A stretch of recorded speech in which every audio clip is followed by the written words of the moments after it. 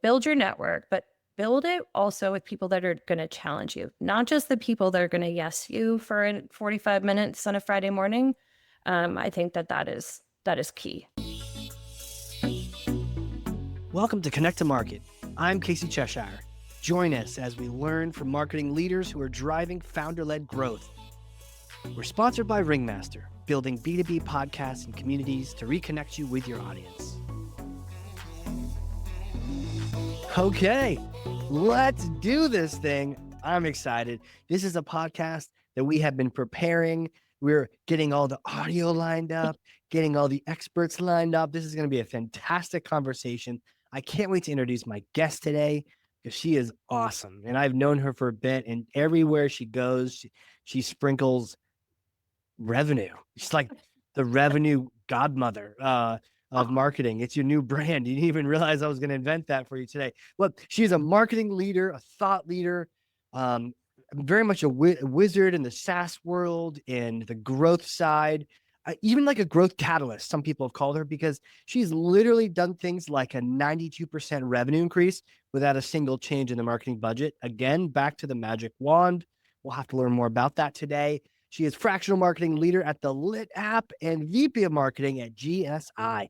Beth Magee, welcome to the show. Whoa, thank you so much. And I'm totally stealing that tagline. Please do. I mean, it's like crazy. So in order to ask this first question, I need to first grab my giant foam finger Nice. and don this to ask you, Beth, what is the number one thing that marketers need to do in order to connect to their market? So I'm going to go back to the basics. B2B buyers are buying from humans. So we need to go to the basics and remind ourselves that we all have things going on. We're all people. Go back to the basics. Remember, you're communicating with another person, not an object. And I've always felt that way. But I've done a lot of work recently through Pavilion with the Arbinger Institute, learning how to see people not as objects or vehicles, a means to an end, but instead making that connection, that lasting connection is what not only seals the deal, if you will, but also builds that long-lasting relationship. And that customer is going to follow you no matter where you go, or stay with you for multiple years. So I think it's about people seeing people for who they are. Man, for who they are. And I definitely have heard the conversation about, well, it's not B2B, it's like H to H and human, and that's all well and good. But the thing that you zeroed in on, the fact that we're not means to an end, that's a fascinating idea. And man, I even think back to calls that I've joined, and it's almost like we both know it, but we're not saying it. It feels kind of weird. Like, I'm the sales rep and you're trying to buy, and I want you to buy. And the person's like, and you're going to push me into that. And I'm going to try to say no. And it feels very transactional. It does. And I've been in those situations as a buyer of a lot of technology. And there was a report that came out from Forrester a long time ago that said actually the opposite of what I'm saying, which is B2B transactions are just transactions. You're one company buying from another. And I completely disagreed with this report.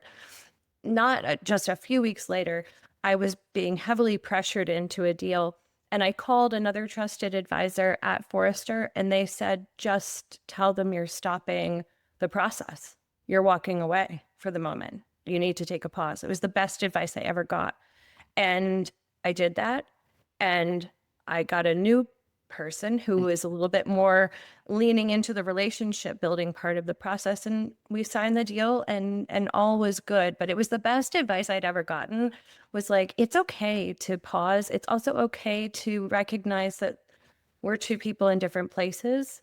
And that doesn't mean the deal needs to blow up. It just means we both need to understand a little bit more about the places we're coming from and the objectives, albeit potentially competing, that we're coming from.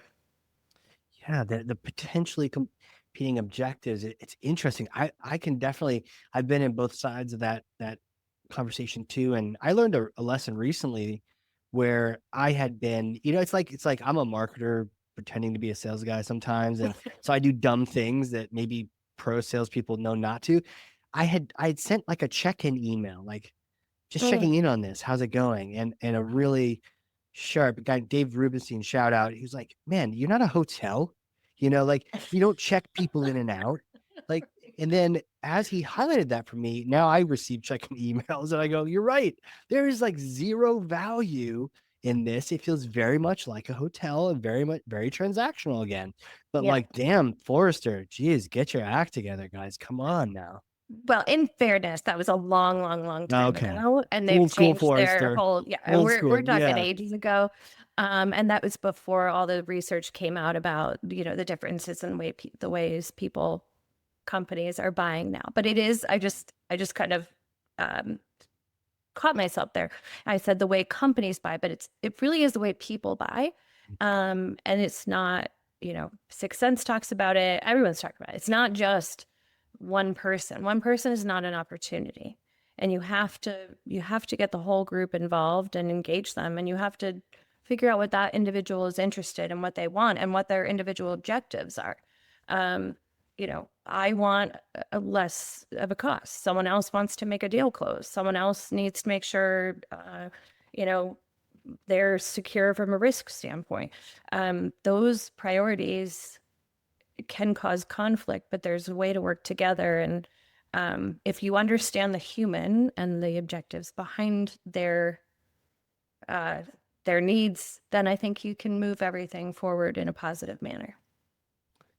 Is it one of those things where you're like either born with it, or is this something you can learn? The idea of not looking, it reminds me of like a cartoon where like the wolf would look at the cute little pig, and then it would be like this like transition where you'd see like slabs of bacon or something, and he was just like, or a steak, and he was already just like mentally picturing that this thing was like, like a sales rep just Yeah. picturing the dollar signs on their prospects. Can we learn to not do this, or is this something that just good people do? So I think that's so interesting that you just brought that up. So this course that I just went through, the outward performance course from the Arbinger Institute, it talks about that exact thing. And I've remained connected with some of my classmates. We were just talking about this. Can you relearn how you see people or expect a conversation to go? And it takes effort because we are born with this inward, self-focused view of what we want to achieve. And so you come to a conversation or call, whatever it might be, with a particular expectation of what that other person wants from you. If you can relearn, and it's possible to, but it's like a lifelong exercise. You can learn to reposition that and maybe think about things in a different way, but it takes a lot of effort. Um, and it's one of the things that excites me most about kind of uncovering the motivations of my colleagues that I don't always understand.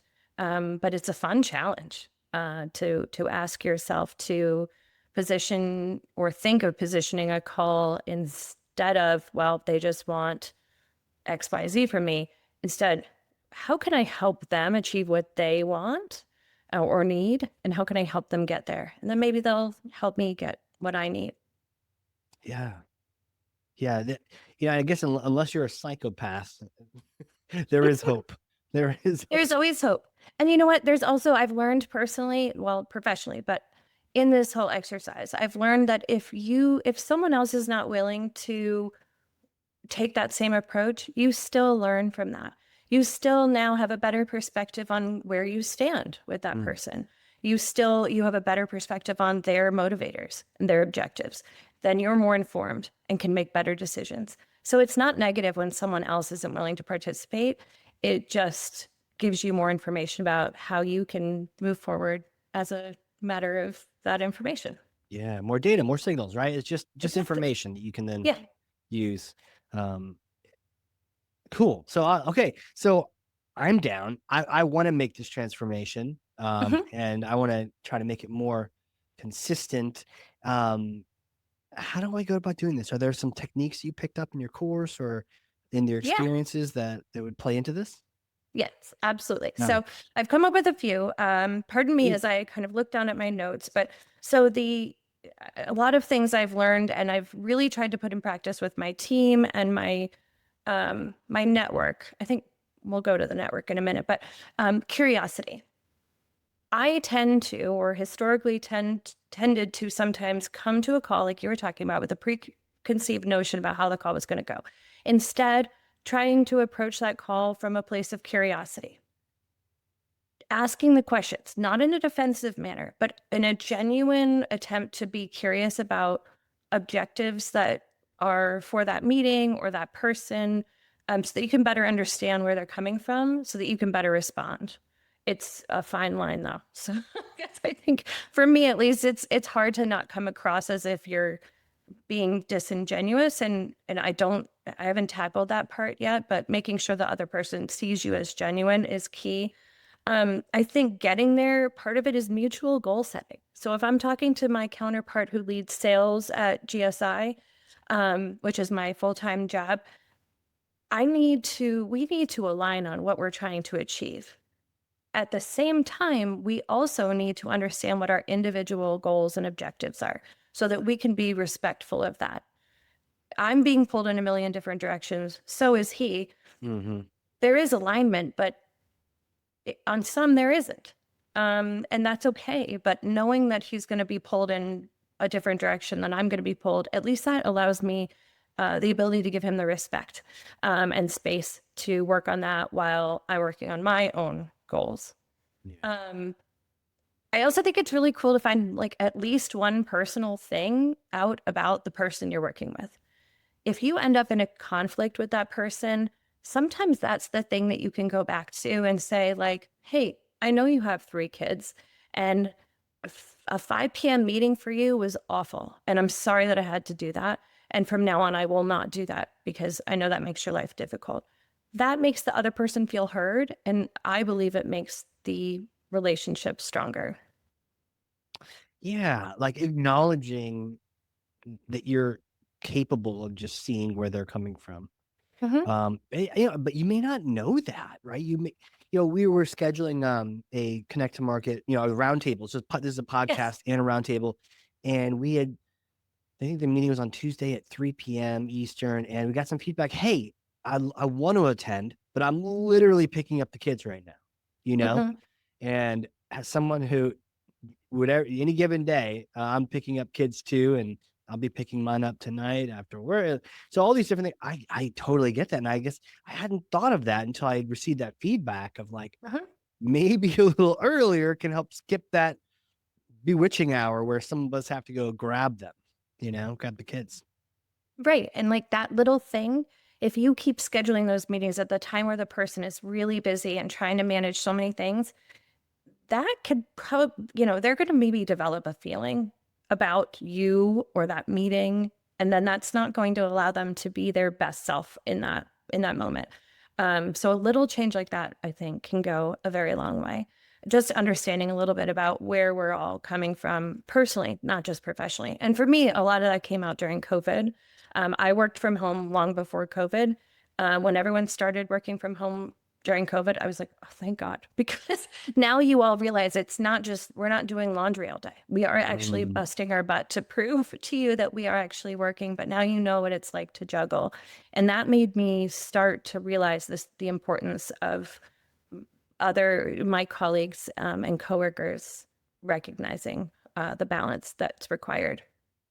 yeah. Um, I also think it's really important. So outside of your internal work group, finding a network of people that are like-minded but strong enough to challenge you is very important. I think it helps pull you out of the insular conversation that's happening within any organization. Um, and it's a great sounding board. And sometimes I've been doing a lot of this networking lately, and Mm. networking isn't the right word. It's relationship building, and I can use these groups as again a sounding board to make sure I'm on the right track and to keep me honest. If I say something and they're like, you know what, Beth, that's just honestly, you're the one that was a bit off there. You need to think about this in a different way or a different light. I can respect that. And it's a safe place where we can have those conversations. And it makes me a stronger person because I can go back to my organization with a better mindset and a better approach. So build your network, but build it also with people that are going to challenge you, not just the people that are going to yes you for 45 minutes on a Friday morning.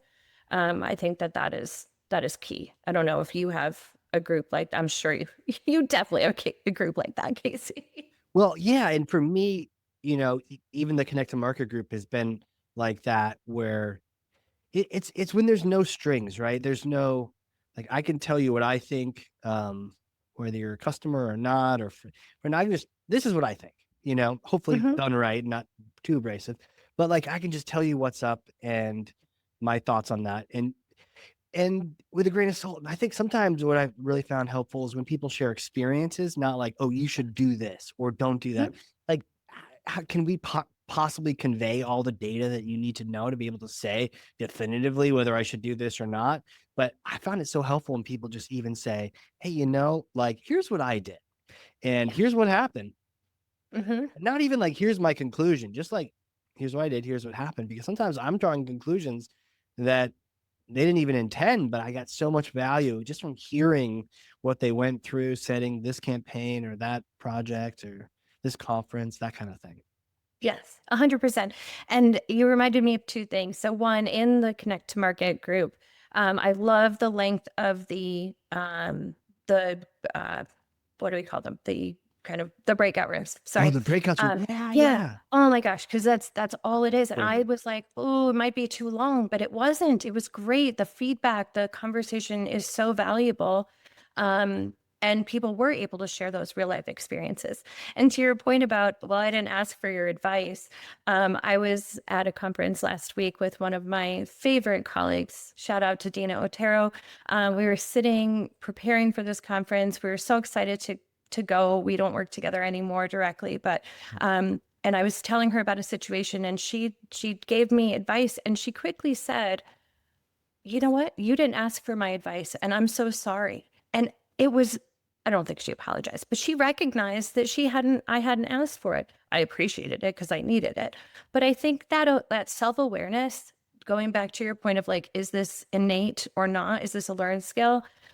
I believe that's innate in people like Dina, myself, you recognize when maybe, but it is hard to do, to It is. recognize that not everyone needs help. Sometimes we just need someone to listen. Um, what I've also learned is when you just want an ear, just preface it with that. I just need you. I just need someone to talk to. I just need someone to listen to the challenge I'm going through. I'll come back when I need advice. Um, Yeah. but I mean, I very much value Dina's advice in that moment. So, Yeah. but I But even really, asking for hey, I am actually looking for you to just, what would you do in this situation? yeah, Or, can I just get this off my chest right now? Like, exactly. my Yeah, campaigns are this and that. And you're just like, yeah, here's what I've seen. yeah, exactly. I think my final piece would be to just like have fun. My whole, I keep saying this, we're not making baby food. Some of you are out there, right? I had a client that was testing baby food. So it's like on par, right? It's important. All of this is important, but this isn't, you know, we need to remember that we're all people and we have lives and families, and there are other things that are important to us. And the more that we can remember that, I think it gives us the ability to open our the space for other people to make mistakes, have great ideas, try new things. And so and laugh and dance. And I just had the best week last week with Gina and my colleague Nick. Oh, And that's it so was good. just, yes, it's just really great to have moments like that with your teams. And I feel like a bunch of us have lost sight of that human connection. And that's what this really all goes back to. Mhm. Yeah. Human connection. It all comes back to that. Mhm. Um, and when you're connecting with someone, they're not an object to you, No, you know? They're not a no, means to an ends. no, no. You can help each other. How do you I understand the mental shift. How do you shift as an organization? Like, is there a first step to, Mhm. or even as a department, maybe you're Ah, running marketing like a lot of people listening, you're not controlling the whole enterprise. yeah. So I've taken an exercise I did through this Arbinger Institute class. I took this exercise, which is, I'm going to butcher the language, but basically it's a meeting to learn is what they call it, I believe. And it's really, you meet with someone, a stakeholder, someone you work with regularly, where you want to improve that relationship. And you just go into the meeting with curiosity. You just ask them what are their objectives? What are they KPI'd on? What's in their way? How can marketing, in my view, that's where my lens, how can marketing better support you? It's not how can I just roll over and do what you tell me to do? It is how have you worked with marketing successfully in the past? And how can we replicate that here? And what's missing? And then how can we measure that? And when would you like to check in next to see how we're doing? Right. And so I had each of my team members choose a stakeholder to meet with and another marketing team member to join them on the call. So they're not, alone, but also have, if they're missing a point, the other person can chime in and help carry the conversation forward. And we just launched this, but I'm so excited. And everyone was really interested in doing it. So I think that's the first step. But just giving your team members an opportunity to try new things, learn about things outside of traditional marketing KPIs or CAC or whatever, metrics we're chasing these days. But to really build those business leadership skills that you need to become a high-performing executive is critical. Yeah, man, amazing. Does your background, I'm just curious, like, how do you think you got set up to just be so perfectly in line to be teaching people this kind of thing? Have you experienced this? Have you always kind of had that personal connection, the value of that in your own life? I think people have always been super important to me. I'm a helper. I always want to help people. I was telling the story the other day, but long ago, I had an internship at a shoe company in Massachusetts that will remain nameless. The VP of marketing, I had to print all these reports out every Monday. It was hours and hours on this old computer paper. We had to rip off the edges. I'm dating myself. Yeah. It took hours to prepare these reports. Then I had to make all these Xerox copies. And there were many copy machines. And the VP of marketing came in and disrupted my entire process and just told me to go to another floor. I mean, I had a cart of paper and I said to myself, I will never be that manager ever. And that really, so now I really try to lean into my team members' growth wherever we are in a company, but also elsewhere, but also even broader in their personal lives. Yeah, gosh. Yeah, and I think people that meet you kind of sense that about you. I don't know if you find people more likely to open up to you. I don't know if they share their life story with you at the grocery store, but I think when you're open to seeing people for who they are, then people recognize that. Yeah. Well, I mean, yeah. I mean, I think if you put that out, you're going to get it back. Yeah. I can't say I do it all the time. I'm No, a of course, mom of 3. Yeah. And we all face challenges, right? It's not all rainbows and Oh, for sprinkles, sure. but yeah, if you put that out there, you're going to get it back. But it's not about what you get back. It's about how you can help people move forward in their lives and careers and manage challenges as they come. And I think the more I've grown in my career, the more I realize, the marketing stuff, I've got it. I've got that under control. It's more about the people at this point in my career. Yeah. About the people, man. Yeah. Where can people, if they want to reach out and connect with you, where do you want them to reach out and say hi? Where do you want them to connect? Yeah. You can connect with me on LinkedIn, Beth Magee. My personal email is Beth L, letter L, Magee, at Gmail, or reach out to me at GSI. I'm on that website. I'm also on our sister company, Flawless Inbound, and my contact info is there. Wow, amazing. All right. Well, we will definitely put that in the show notes so people can reach out and connect. But thank you so much for coming on here. I Thank feel you, like it was Casey. This is worth so fun. I'm about to cry. yeah. And honestly, I know we had some time restraints here, but like I could see have you come back on the little part I 2, love it. that kind of thing. I think Yeah. it'd be really fun. But yeah, this has been a great time. Thank you so much for coming on, talking through the different ways we can shift our mind and our organization from looking at our prospects as objects. Yes. Yes. So, Absolutely. thank you so much. Of course. Thank you, Casey. With that, I want to shout out to the audience and just say, like, hey, if you learned something here, and I know you did, because I literally have notes over here and to-dos that I want to take advantage of and make some changes in my own thought process, my own sales process even, then share this episode with one other person. 9,000 is cool too, but even who needs to hear this? And the next time you get a transactional email from someone, maybe you send them a link to this episode and say, hey, maybe you should go have your sales and marketing leaders check out this episode and change your evil ways. Yes, absolutely. With that, thank you so much for having me, Casey. Yeah, totally. Guys, this has been another crazy cool, exciting episode of the Connect to Market Pod. We will see you all next time. And that wraps up another episode. Thank you for joining. For show notes and other episodes, visit us at connecttomarket.com.